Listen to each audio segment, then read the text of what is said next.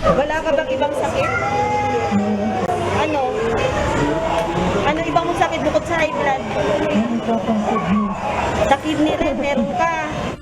Agad tinugunan ng dalawang nurse ng Department of Health ang isang 54 anyos na evacuee sa Malanday Elementary School dahil sa panginginig nito.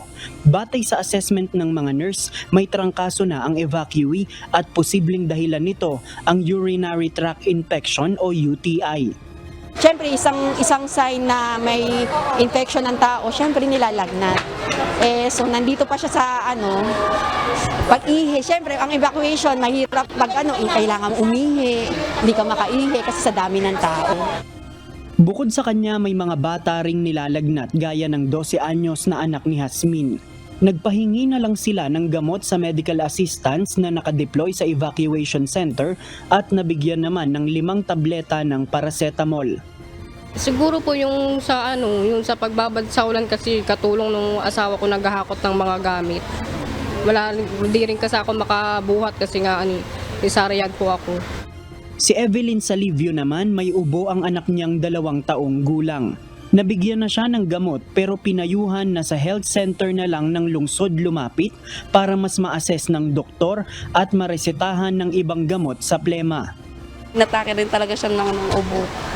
Isang araw yun hanggang gabi. May rin kasi yan, asthma. Yung salbutamol lang po yung nahingi namin dyan sa babae.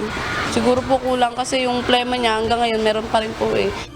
Ngunit si Norlin Regino ilang ulit na umano nagpabalik-balik sa mga nurse para manghingi ng gamot para maiwasan ang leptospirosis na iinumin ng kanyang asawa at anak na mga lumusong sa baha.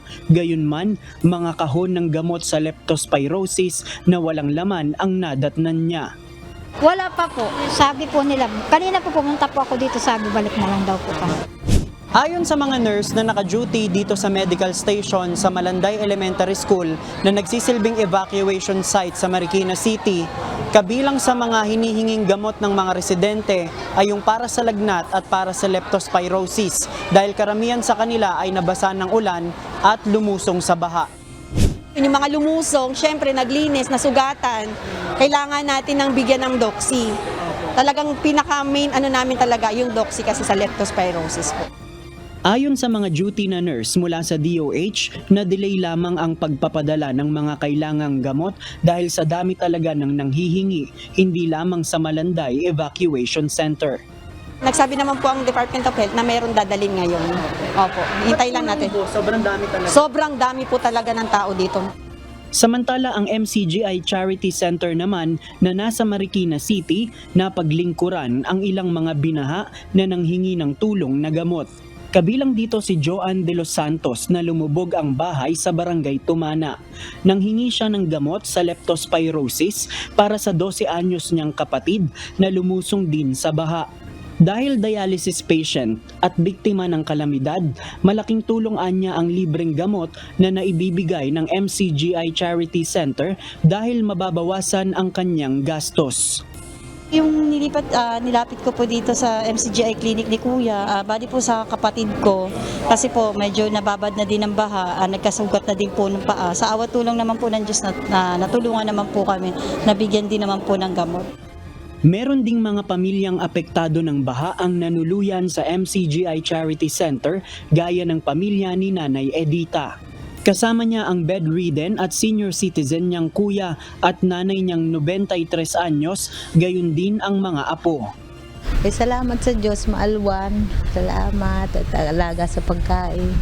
Gamot din, meron. Ano po mga Vitamin C, B+, antibiotic na yung amoxicillin at saka yung paracetamol.